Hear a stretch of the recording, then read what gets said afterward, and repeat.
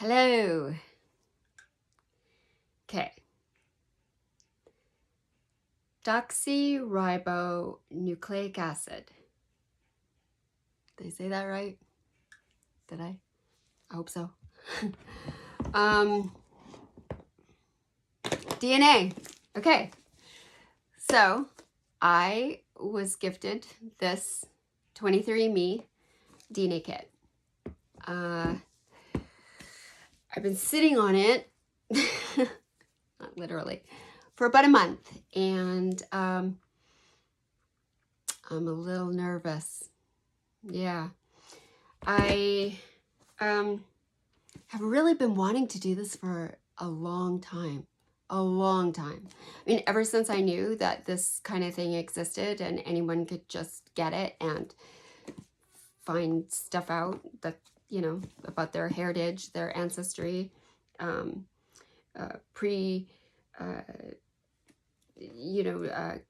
conditions, like health conditions that they may be predisposed to. I thought that was pretty cool. But I just never, set out to get it for myself. And now here it is. And I haven't even opened it.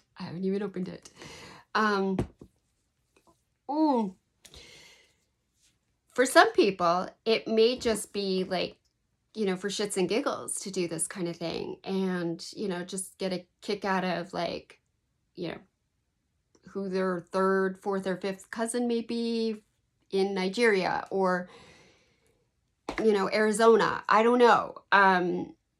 Some people find it really helpful when it comes to the health end of it. With things like diabetes and MS, other autoimmune issues. And they can, know what they are more prone to so they can do better, form a better lifestyle in order to stave off those ailments. For me, I don't have a clear-cut past where I can say like, oh, well, I know my mother, I know my father, I don't really need to know much more. I know my cousins, my aunts and uncles, I know the background. I kind of do on my mother's side, but I don't have a clue on my father's side. Well, that's not true. I now have a clue. If the man who I think is my father, who I've been told is my father, then, I have an understanding of where my ancestry lies.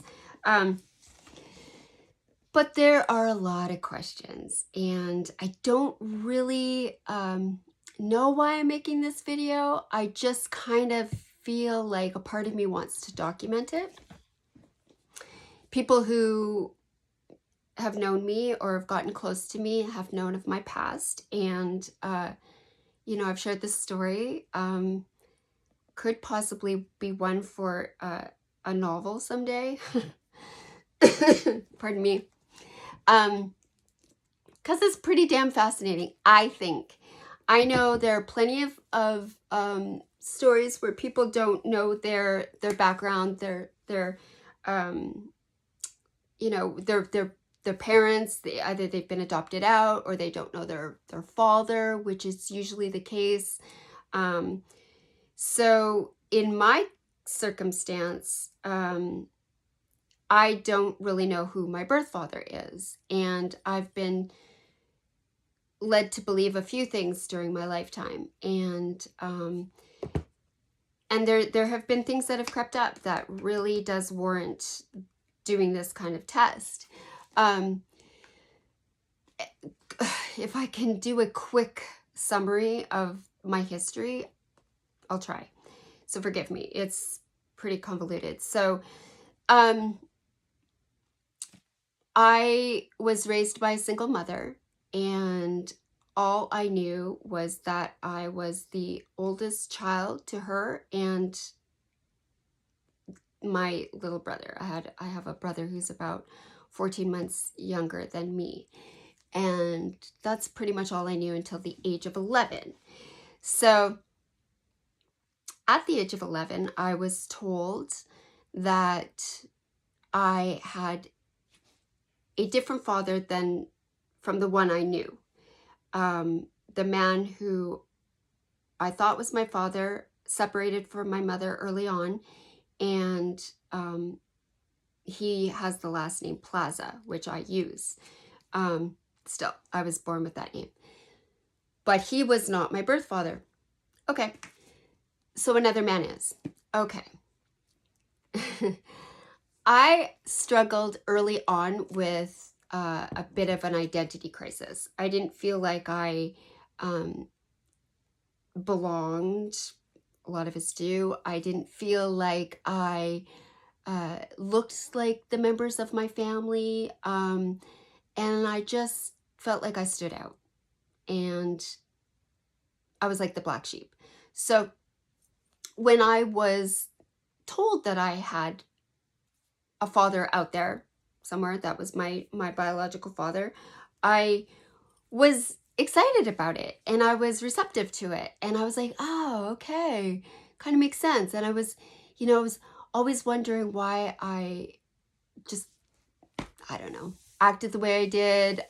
Maybe some of the pieces would fit once I knew him. And I was like, okay, I want to meet him. I want to see him. But that obviously isn't so easy. So, not everybody wants their past to come out, and that's understandable. But as a child, I didn't see it like that, and I was just excited to find that missing piece. But it wasn't until I was 15 that he was notified, this other man, and that I could possibly be his daughter. When that happened, I had other adults help me contact him, find him, and send him pictures of myself. And at 15, again, I'm struggling with identity. I'm this pubescent teenager who's just going through all kinds of things, and I really did crave a connection, from a parent. I wasn't having that with my mother at the time, and in my mind, I kind of fantasized about this other person, this other part of me, that he would rescue me, take care of me, and be the answer to all my prayers. That wasn't the case, because when he was contacted, he knew nothing of a daughter. He knew nothing. He, quite frankly, just completely rejected the idea, and therefore I felt rejected. And that stayed with me. Daddy issues, that's not a thing. That's a thing, but I worked on that. And I didn't want that to be a thing. So I have struggled with that for sure. And it crept up again later in life, and I'll share that with you in a moment. But I thought, okay, that's fine. He's missing out. I'm going to grow up, do my thing. And, it is what it is. As much as I hate that saying, I was a child. I had zero control over the situation, and I had to just carry on. My mother never really gave me too much information about her past at that time. And it wasn't until I was a young adult that she told me about a child she had given up for adoption. Specifically, 2 children she had given up for adoption. One at 16, when she was an unwed pregnant teenager. She was put into a home for such people. And once they give birth to the child, then the families come in and they deal with it as they desire. And my grandparents, my mother's parents, apparently signed off this child, this little girl, this baby girl, to the US. Okay, my mom's a teenager. I get it. Stuff happens, especially back then. But what happened was my mother got pregnant again at 18, and she was involved with a person that was, I guess, extended family. They weren't related, but they were extended family. And the two families got together and basically said, well, these two kids at 18 are having a baby. They should get married. So my mother got married at 18. My mother wasn't exactly, prepared for that kind of thing. She did it anyway. Emotionally immature. Who wouldn't be? I mean, you're 18, you have a child, and things just didn't work out. After 2 years, my mother then gave up that child, a daughter, to the daughter's biological father's sister and her husband. And so my sister, was adopted within the family to her aunt and her uncle. And then from there, this is the 70s by now, and my mother meets somebody, and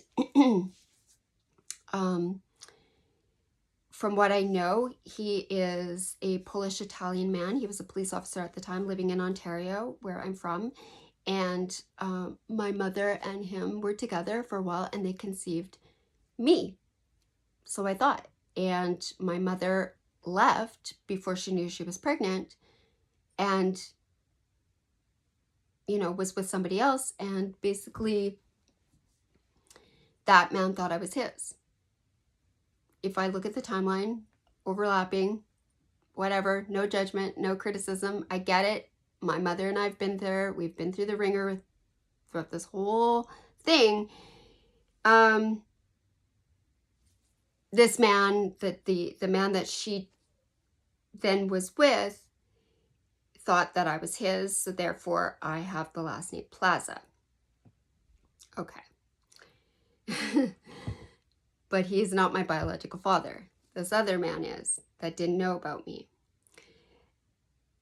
And here's what gets me.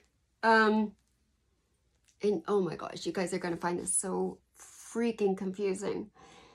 They had a child before me. And again, I didn't know anything about this. My mother never told me this either. So in the past, my mom had 2 children, 2 girls, both given up for adoption. Later, she meets a man and they have a child. Not me. Not me. They have a son. My father is Italian Polish. He's an immigrant. His parents are immigrants, and they were an affluent, traditional family. From what I'm told, my mother didn't fit into that kind of, basically she didn't fit into the family, and there was conflict, and the parents really had a influence on my father, and my mother was left alone and unsupported. And when she delivered this baby, she basically felt like she didn't have the help and the resources and the support of my father and his parents. And she was long gone. She was from Nova Scotia. She moved to Ontario. She had no family around. This is what I'm told. So she is pressured by the nurses in the hospital to, give up the child. And she does so for this baby to have a better life. And I didn't know any of that until I was like 36 years old. And I only found out about it when that boy came calling on my mother. And that's okay. I mean, he was given up for adoption. He looked up in the adoption databanks and found the connection, and my mother was receptive, and she took the call, and then she gave me a call and said, hey, I got something to tell you. You have a full-blooded brother, an older full-blooded brother that I never told you about, who'd like to meet us. And I was like, oh, okay, that's interesting. Wow. I always asked her, I said, is there anything more you got to tell me? Just tell me. Anything else you got to tell me? Okay, so I get this call and it's lovely. I felt like I won the lottery. For this girl that always felt like she had a missing piece, I was so excited. I was so into this idea that there was this, okay, if I couldn't know my father, I could at least know my brother. And I'm going to stop right there because there was another situation in 2000. I was diagnosed with stage 4 papillary carcinoma of my thyroid cancer. And I had just given birth to my second child. So I have a toddler and my newborn baby. And obviously my ex-husband, myself, my extended family, we're all pretty concerned. I have cancer and it's not looking great. And my mother decided to contact my biological father. I don't think she'd ever done that, like ever. But it was basically desperate times call for desperate measures. And she was like frantic. She just basically wanted to tell him that I had cancer. She was like saying to him, asking him basically if there was any history of cancer, if anything we can learn from him about, medical history. And I guess they had the conversation of did they have the conversation? I don't actually know this. Of him acknowledging that he may have another child. To them, they have a boy, which I didn't know about at this time. I was only 29 years old. I'm so sorry if this is confusing. At this time, I'm 29 years old. My mother contacts my father because I am going through stage 4 cancer. And then I decide to call him myself and ask him, after I got the information from my mother, I called him myself and asked him for myself about his medical history and basically introduced myself. And at that time, he was cordial, I guess. He was open to some conversation. And I said, basically at the time I didn't want anything from him. Other than, maybe to know him. I asked him for some medical history. He said there was no history of any cancer at that time in his family. And that he didn't understand why I wanted to know him. And I said, well, I am a mother, and I was a wife, and I'm a good person, and I thought I was worth knowing, and my children would be worth knowing. And as a parent, I couldn't imagine my children not knowing who their birth parents or biological parents are. That's for me, and that's how I felt at the time. And that I was not a threat. I was not, going to intrude on his life. I just wanted to connect and know a little bit more about him.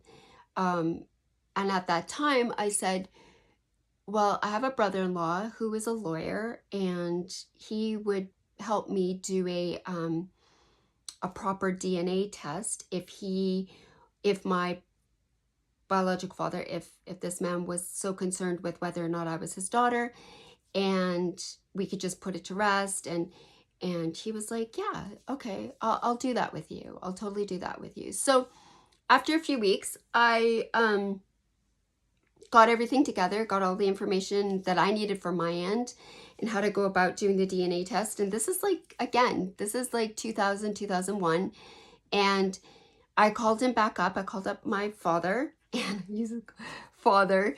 And I said, look, I'm all ready. And if you want to do it, we can go ahead. And, you know, I was just kind of cool about it. I wasn't like, you know, trying to burst my way into his world and suddenly be his daughter. I was just like, I kind of wanted my own questions answered, and I didn't understand why he denied me, because at this point, I didn't know they had a son previous to me, and then that's all he knew. I didn't know that he didn't know that I existed, like that my mother also had me.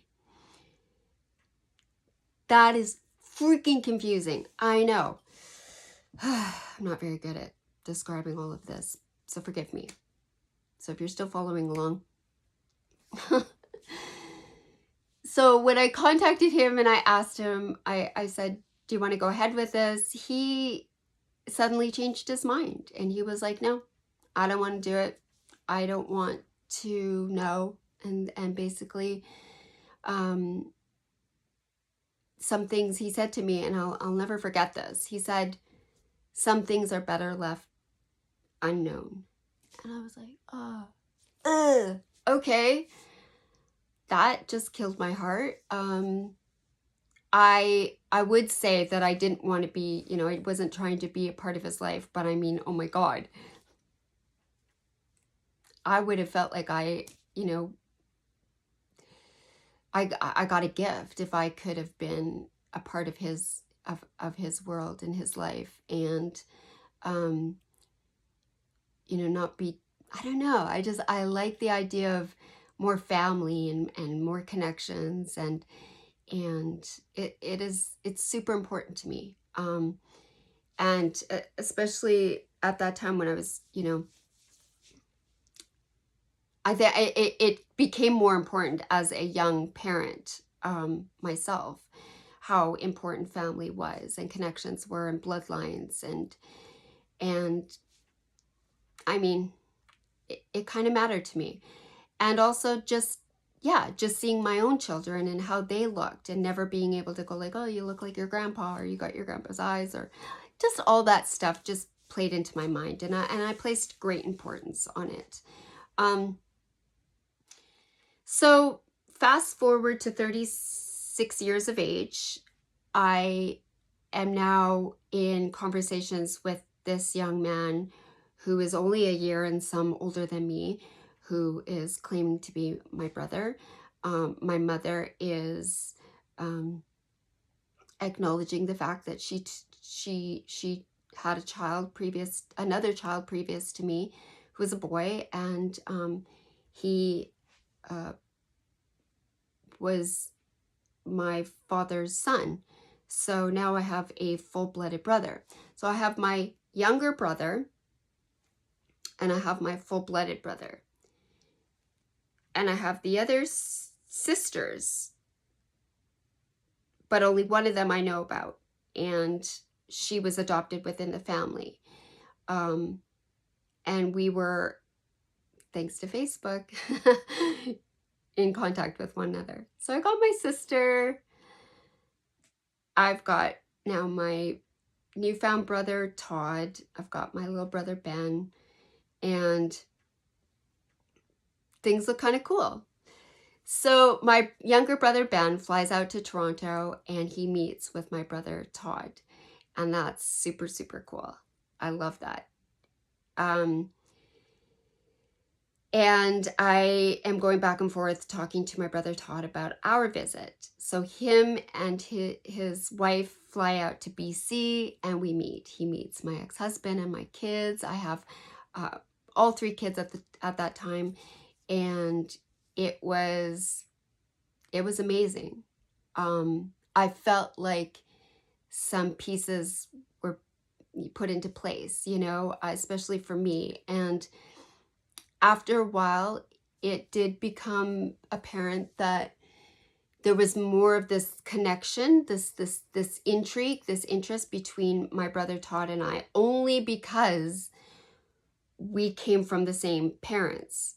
And I never knew that. I never experienced that before. Not that I ever saw my little brother differently. And I hope that he didn't see me differently. But for me, being like the one who always felt like I didn't belong, it helped me.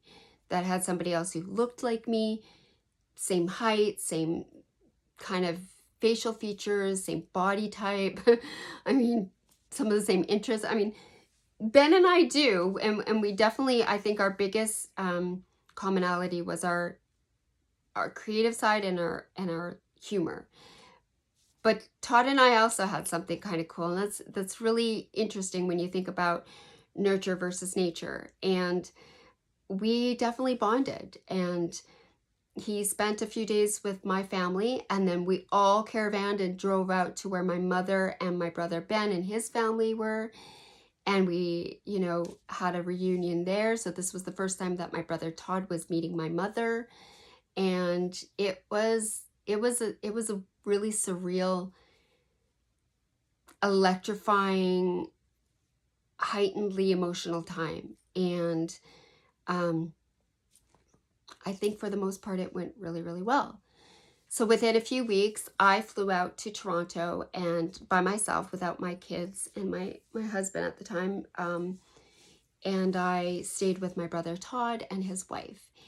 And I think Todd and I just wanted to hang out, we wanted to, it's like we were trying to make up for lost time. We wanted to just sit with each other and absorb each other, observe each other, and basically just be with one another. He was adopted out to a lovely family. Again, this is really crazy because as a child growing up in Ontario, after I found out where my father was from and my brother was from, we all lived within a half hour of each other. So that still kind of bothers me, actually, that I was always so close to these people and I never knew about them. And pardon me. Sorry.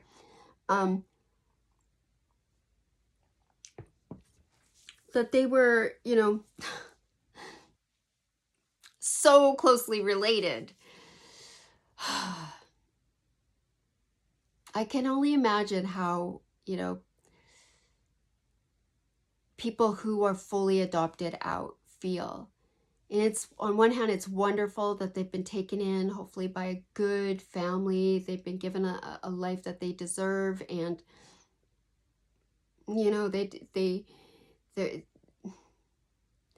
they just maybe sometimes don't need to question so much. And then there are those that are adopted out and just, they love their families, that they're adopted families, but they also just have a deep desire to know where they come from. And I get it when adoption data banks open and the records are released and people are able to meet up with one another. And I've watched those reunion stories. I've bawled my eyes out over those lovely stories, and for the most part, lovely reunions. And even when the adoptive parents get together with biological parents and they become friends, it's the coolest thing. I wasn't adopted. Todd was adopted by a wonderful family, but he was also dealing with his own stuff, and he was searching.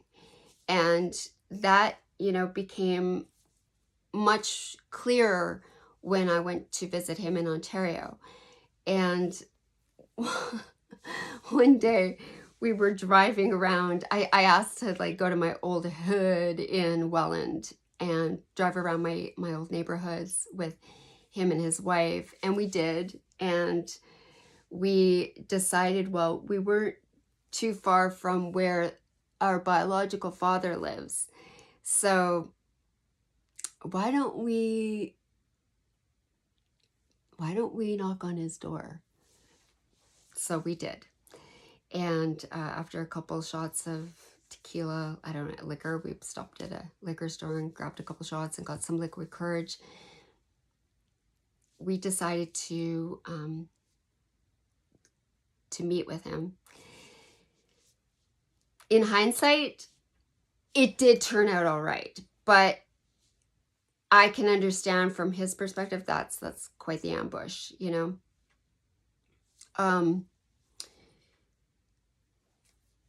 When we found his house, it was January, so it was winter there, and my brother and I and his wife, we were all dressed in our wool coats. We looked kind of professional. We probably looked like Jehovah's Witnesses, and we knocked on the door, and out comes this, forgive me for saying this, if you know any of my family does hear, it's like this short little Italian guy that comes out, and I'm almost 6 feet. My brother's over 6 feet, and we're thinking like, how does this make sense? But he comes around and he's like, hello, how are you? And we're like, hi. And I said, it's Rachel from BC.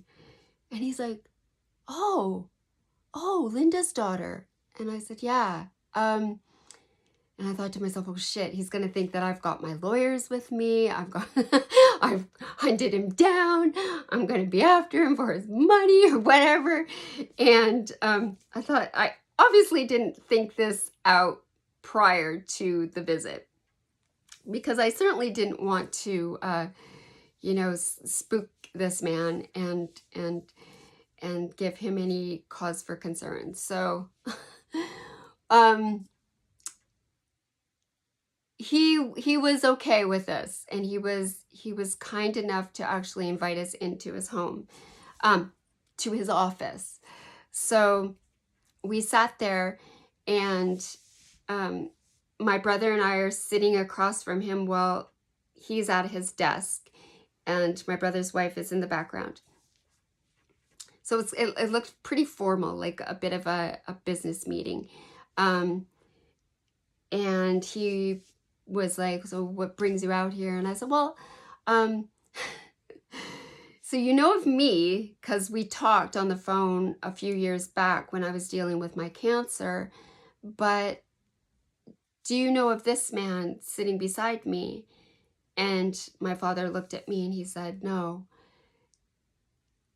And I said, well, this is the young man that you and my mother apparently gave up for adoption before I came into the world. And he pretty much turned white. Yeah, he was really taken aback by that, and he didn't understand, you know, what was going on. And I had to explain that, you know, we come in good faith. We mean no harm. We're just two kind of lost people looking for answers. And my brother didn't have children, but I have children, and I wanted to just put a face to the person that I kind of always fantasized about. And my brother Todd wanted to know some of his medical history, which he wasn't privy to with his adoption records. So we told him, we assured him that we weren't there, you know, to burst our way into his world, but that we were, again, good people, and maybe we were worth knowing. And he said, well, why do you want to know? And I looked at, behind him was this black and white picture of a man in uniform. And I said, is that your father in that portrait? And he said, yeah, that's my father from the Polish army. And I said, I don't have a picture of you. I don't know you. I don't know what you look like. And I said, I thought to myself, like, I would want a picture of him. I would want something. I would want to frame something, you know, and the fact that I had children, and at the time he didn't have any grandchildren. So there's a legacy, but he wasn't receptive. He suddenly became kind of cold, you know, aloof. And, you know, I think my brother and I got out what we wanted to get out of it, I think, was just putting a face to this person. You know, we also tried to understand how it was that he had my brother, but then he didn't know about me, and that my mom, you know, is pretty sure that I'm his, but she simply didn't know she was pregnant when they split up, and she never decided to tell him once she did find out. So it was understandable that he never knew about me for a long time. And, you know, I think at the end of the day, it was just like, okay, we put a face to the person, and we said what we wanted to say, and the door is open if he ever wanted to have any kind of relationship with us. And if not, I think we're going to be okay. And so we left, and that was it. I've never spoken to that man again. He did remarry and have children, so they were adults at this time, and I was in contact with his children. And his son was pretty into knowing me, but his daughter wasn't. And then shortly thereafter, the son didn't want to really have too much of a, I guess, contact with me. But my brother, Todd, and I carried on with our relationship. And then just things happened. Life went on. I got a divorce. He got a divorce. You know, I'm out in BC. He's in Toronto. And we just kind of fell away. But we are still in contact. Like, you know, here and there, we are grateful to know that each other exists. And he did a DNA test, and it shows exactly what we had known from our mother, was that we're basically full Scot on her side. And, you know, I can't break down the percentages. I have them somewhere, but it makes sense, Italian and Polish on our father's side. And but my brother also told me that in his adoption records, this is where it gets confusing again. Not only were there 2 girls given up before him, there was also another boy. So if you're keeping up with all this, my mother has now had 2 girls, 2 boys, myself, and my brother. So it's a total of 6 kids. Okay. Again, my mother and I have discussed this many times. I don't know if I'm super confident with all the answers. I love her to bits, and I place no real harsh judgment, as much as I did as an adult, being more mature about the whole thing and trying to, you know, just, I guess, understand people better. You know, it's just definitely has gone about things that, you know, I do question. So, but at the same time, I'm trying to be okay with that. So I felt like I wasn't super confident with who she said my father was, just because there's been a lot of secrets. There's been a lot of withholding of information. And again, long ago when I asked her to come out with that information and just say it, you know, just tell me, come clean. It's fine. I'm going to be fine. Lay it all out. Is, you know, basically, is there any more children out there? I don't know if I necessarily have that right to know. I think I have the right to know who my birth father is. I think I know who my birth mother is. I don't know if I have a right to my siblings. But I wouldn't, as a person, I don't understand withholding that information from, say, if I were in her shoes to do that to my children. If I had a child out there, you know, I think I'd want my kids to know, but I get, you know, why some people want to leave their past in the past and move away from it. It's painful. As a parent, again, I couldn't imagine giving up my child, but I know sometimes it's necessary, and I know, you know, it is a blessing for others to be able to adopt children. So I get all of it. I get all of it. But again, I don't know why she withheld this information about yet another child being out there. So when my brother Todd informed me that there was another boy, we kind of lost our shit. And we weren't very kind to our mother at the time. We were just like, you know, like, enough is enough. Please let us know, you know, who is all out there, and if there's anybody else left to know, we, you know, just like to know that that's a possibility.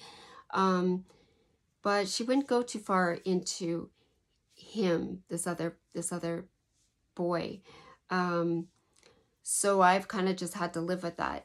After a few years, I did ask my mother, and she did say that yes, there was another baby boy that she gave up before Todd. So there's 4 children altogether that she gave up, and then kept my brother and I. So I think it's kind of understandable that, you know, with a mother, my mom, you know, being with multiple people, that there would be other, you know, children as a result, that it would be understandable that I wouldn't entirely be sold on the fact that the man who she says is my father is my father. So that's where this comes in. And the other thing is that I am an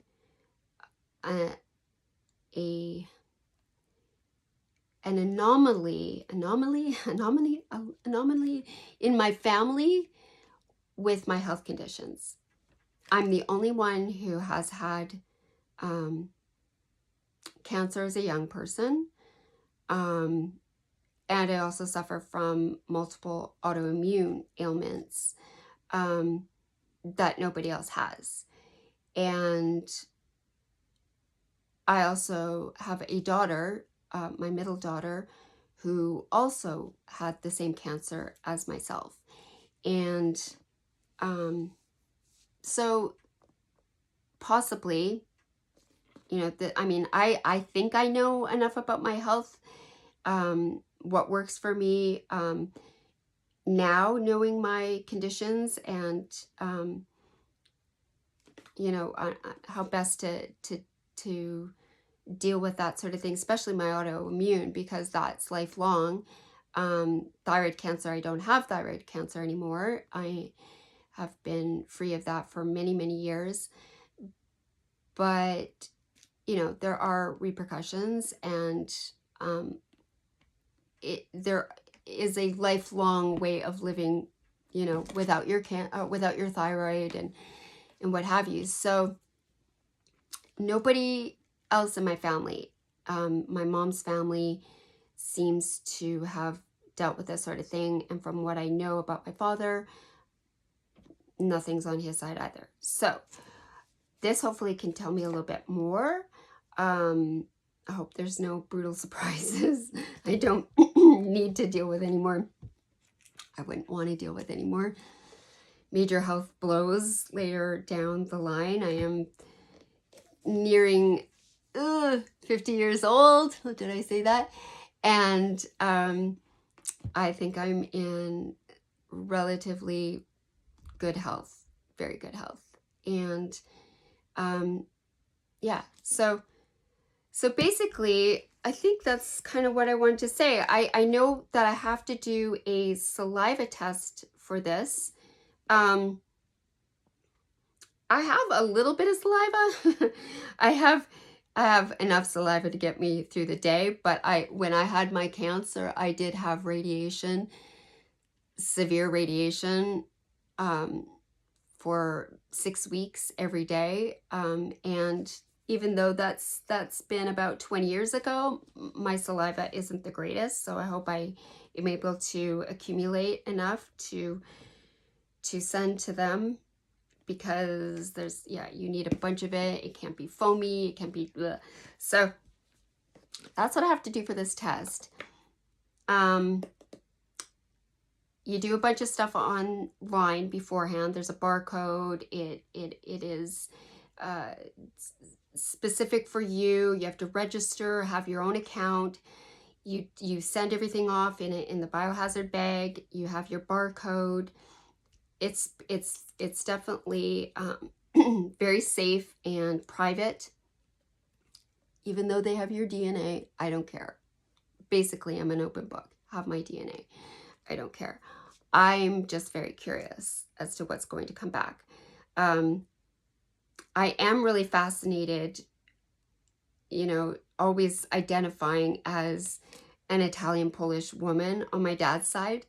From when I was a little girl, being called like little Italian princess, to, you know, Sophia Loren when I was being overly dramatic, and just really, really, you know, it went with my whole identity crisis, was just glomming onto the whole Polish Italian ethnic vibe that I loved so, and I was fortunate enough to kind of grow up around those communities.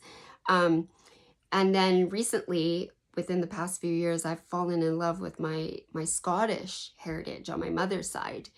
And it's rich in history there too. I mean, my mother's like first generation Canadian.